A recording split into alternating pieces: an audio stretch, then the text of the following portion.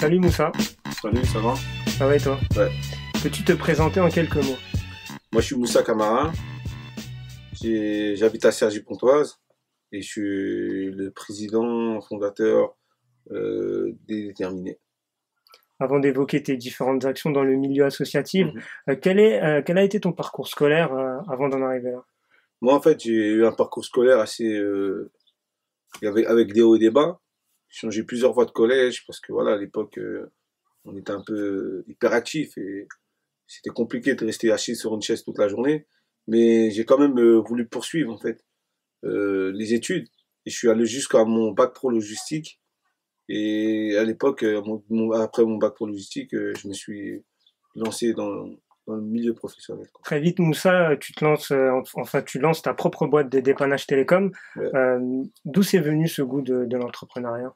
Moi, en fait, le goût de l'entrepreneuriat, depuis tout petit, je me rappelle avec mes amis au quartier et tout, on aimait toujours travailler on n'allait pas forcément en vacances pour la plupart. Et l'été, voilà, on était mineurs, il fallait qu'on s'occupe. Donc on se trouvait des petits boulots comme ça. Donc j'ai toujours eu cette envie de travailler dès le plus jeune âge. Mais après, quand je me suis lancé, j'avais 21 ans. Entre-temps, j'étais en cours. Je faisais des mini-jobs pour des intérims à droite à gauche et tout. Et je me rappelle que je travaillais pour quelqu'un à la fin de mon bac et qui était dans les opérateurs télécoms. Il installait des box pour les clients. Et à la fin de mes études, finalement, quand j'ai travaillé, j'ai réussi aussi à me faire un réseau dans le domaine. Et on m'a proposé un jour un contrat. Et c'est comme ça que je me suis lancé. J'avais pas prévu. Je connaissais rien du tout dans le monde de l'entrepreneuriat. Moi, monter une entreprise, je me suis jamais vu entrepreneur. Et finalement, cette opportunité qui s'est présentée à moi, je l'ai saisie et je me suis lancé, quoi.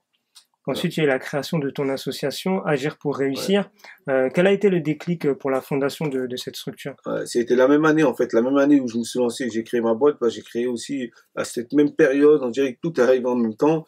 J'ai lancé avec des potes du quartier ma première association qui s'appelle Agir pour réussir. Où voilà, au début on savait pas où on mettait les pieds, on n'avait aucun modèle associatif. Il fallait créer parce que le quartier était en pleine rénovation urbaine. Il allait être détruit totalement pour être reconstruit. Et en plus, un pote à nous, venait de recevoir une balle tirée par les forces de l'ordre à l'épaule. Donc c'est parti, ça partait un peu dans tous les sens.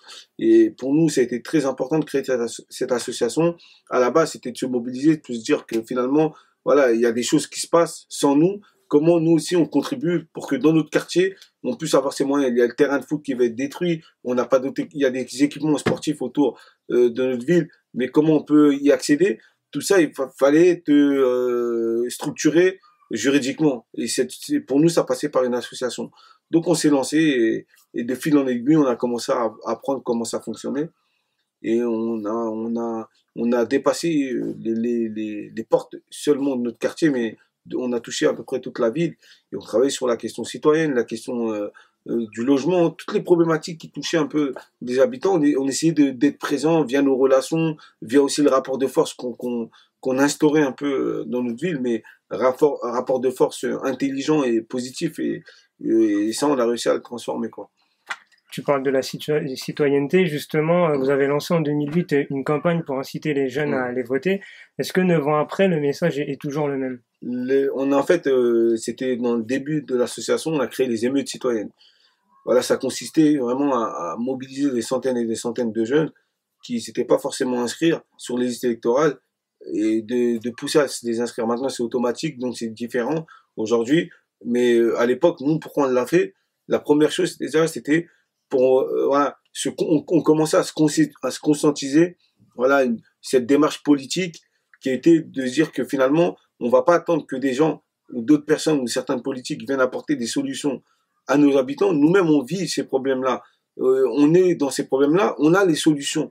Aujourd'hui, si des politiques ou des pouvoirs publics ou d'autres personnes voulaient travailler avec nous, bah finalement, il fallait qu'ils nous considèrent comme des véritables partenaires et pas une association de quartier qui allait occuper à faire des tournois de foot ou des fêtes de quartier quotidiennement. Non, aujourd'hui, on était beaucoup plus que ça. C'était une force citoyenne. Et c'est pour ça qu'on a voulu créer ce projet. Ça a été très, très, très bien perçu dans la ville. Ça a été un message très fort que pour une fois, des jeunes entre eux se mobilisent dans notre ville et vont faire un acte citoyen. Voilà, c'est pour ça que C'était, à ce moment-là, c'était très très important de le faire. Et ça a conscientisé plus d'un.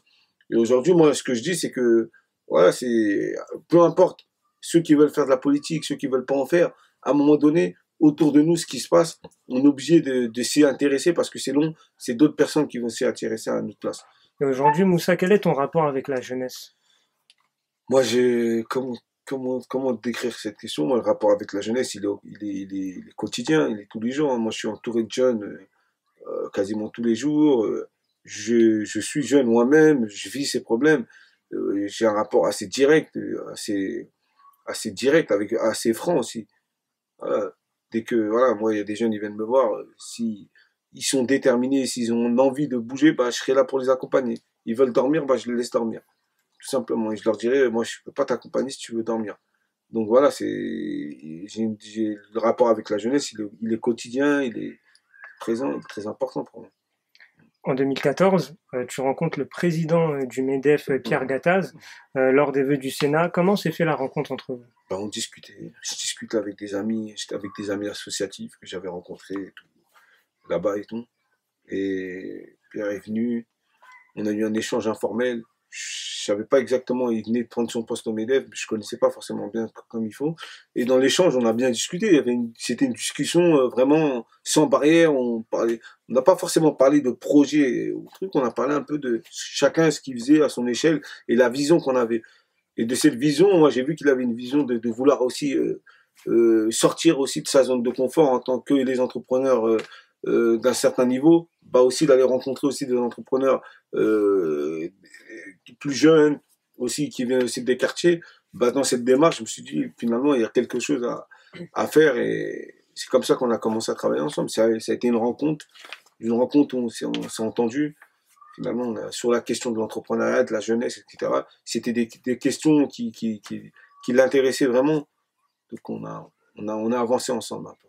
Justement, avec lui, vous avez mis en place le dispositif Les Mmh. Déterminés.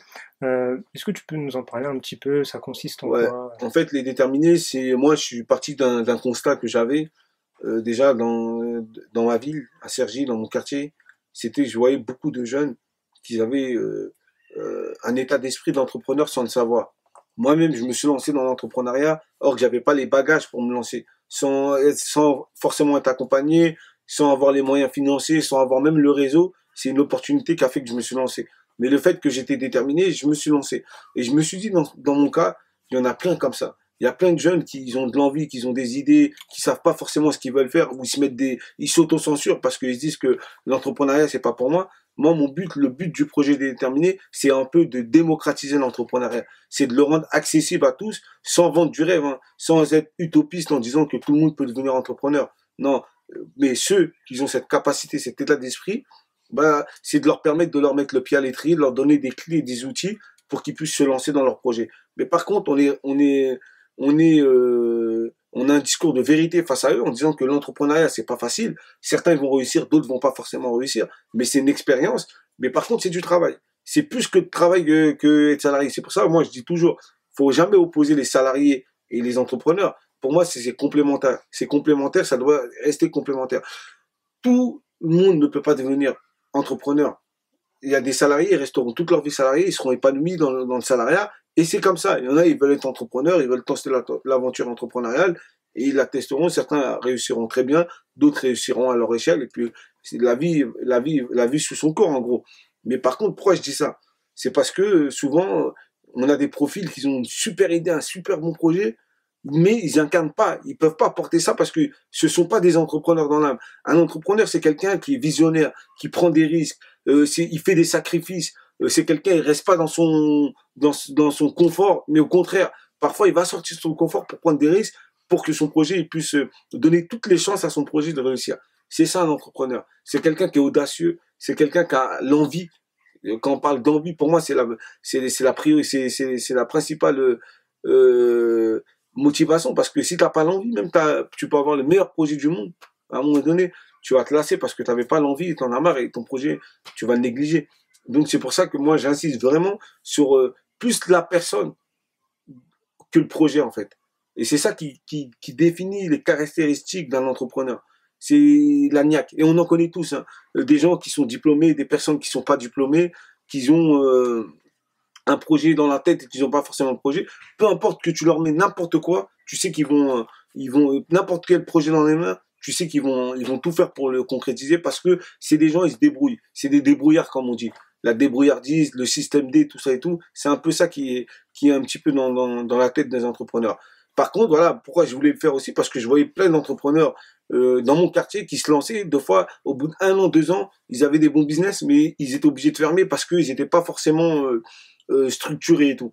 Donc je me suis dit, ces entrepreneurs qui ont un état d'esprit, qui sont capables de créer des choses sans rien du tout, si on leur met une structuration, on leur permet d'avoir un réseau, on leur trouve un peu de financement, bah finalement ils peuvent réussir mieux que les autres. Bah c'est là que le projet déterminé a commencé à titer. C'est là que j'ai proposé une formation totalement gratuite, intensive sur 5 à 6 semaines, avec un accompagnement de 6 à 12 mois pour des gens qui rentrent dans notre formation, pour permettre de leur donner tous les outils pour qu'ils se lancent. Nous, comme je leur dis, on ne les prend pas par la main. On a des entrepreneurs, on leur met un réseau à disposition, on leur explique comment ça fonctionne. Après, chacun fait son expérience.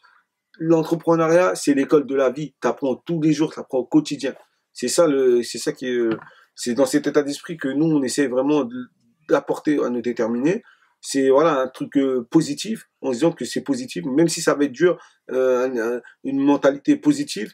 Et si on arrive à encadrer, à donner un peu ces clés, je pense que ça va tout seul. En plusieurs promotions des déterminés, je crois qu'il y en a eu 4 déjà. Ouais. Quel est le type de profil que vous avez eu en majorité? Dans quel domaine il y a le plus d'entrepreneuriat dans vos formations?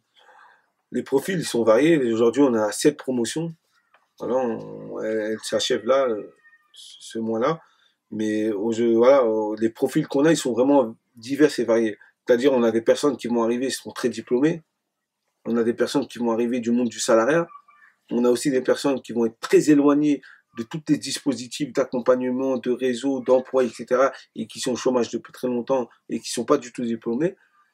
Et finalement, en fait, ce groupe-là dans ce groupe-là, va vraiment se créer, en fait, un état d'esprit de solidarité, de famille.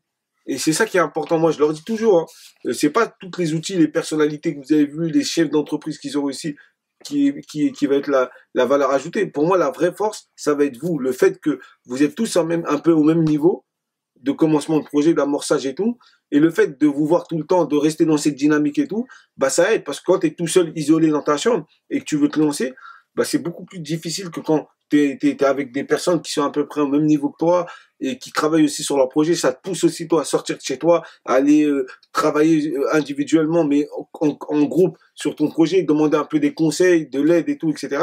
Donc tout ça pour moi c'est une plus-value par rapport au profil, voilà. Et c'est tout ce profil de personnes qui vont apporter vraiment un plus à chacun d'entre eux.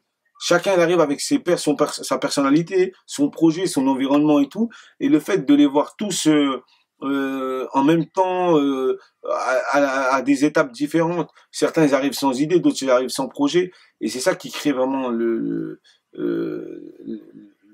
plus en fait de notre formation. C'est pour ça que les profils ils sont vraiment divers. Après il y a une grande majorité aussi de ce profil-là qui viennent aussi des quartiers.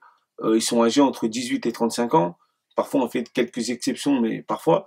Mais après l'idée vraiment nous c'est vraiment de prendre pas les meilleurs, mais ceux qu'on sent les plus motivés. C'est ça qui nous intéresse vraiment dans les profils qu'on sélectionne. Quels sont vos objectifs futurs justement avec cette structure, les déterminés? Ouais, moi, les objectifs futurs avec les déterminés, déjà, c'est d'accompagner déjà bien comme il faut ceux qu'on a formés pendant nos formations. C'est de faire en sorte que déjà dans les 100 personnes qu'on a formées en même pas 2 ans et demi, en même pas 2 ans, on va dire, il y a eu 7 promotions, entre 10 et 15 personnes. On est aujourd'hui à une centaine de déterminés qu'on a accompagnés. Il y a eu plus d'une vingtaine de créations d'entreprises dans différents secteurs d'activité et de domaines.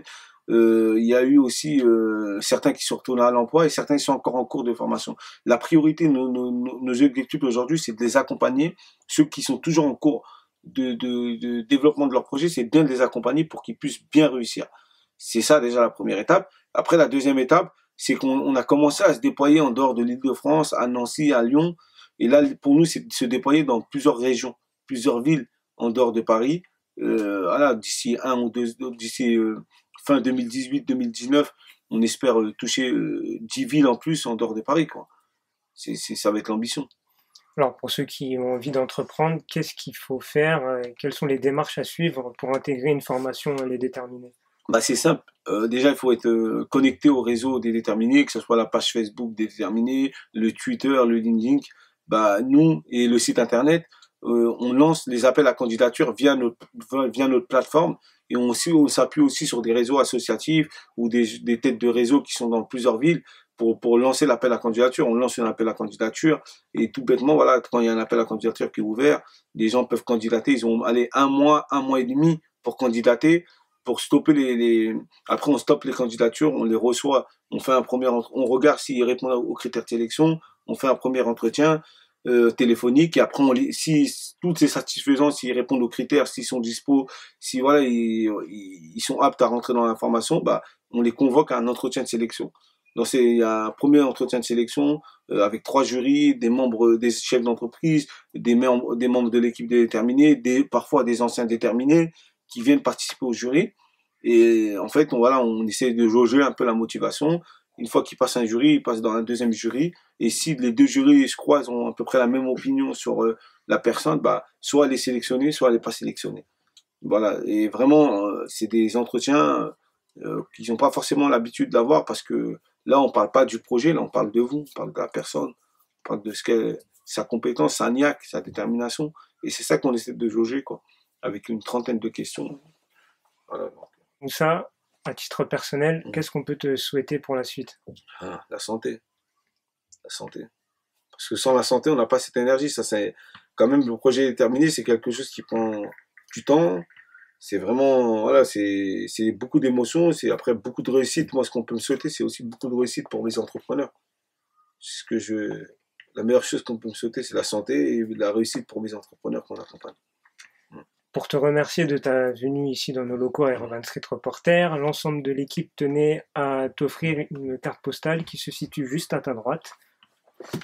Est-ce que tu peux l'ouvrir, la montrer à la caméra et en décrire son contenu? Main tendue, espoir retrouvé. C'est exactement ça. Quand tu tends la main à des personnes, moi j'aime pas aider parce que pour moi je pense pas que on aide des gens, mais plutôt on les accompagne. Nous on les accompagne juste à ce qu'ils se révèlent. Après c'est eux. Et comme je le dis souvent, quand tu redonnes de l'espoir, c'est là qu'il y a de l'avenir. Sans espoir, il n'y a pas d'avenir. Et ça définit totalement cette carte et ce message, je l'approuve à 100%. Un dernier mot, Moussa, pour tous ceux qui nous suivent sur Urban Street Reporter. Bah, déjà, merci pour cette invitation à Urban Street.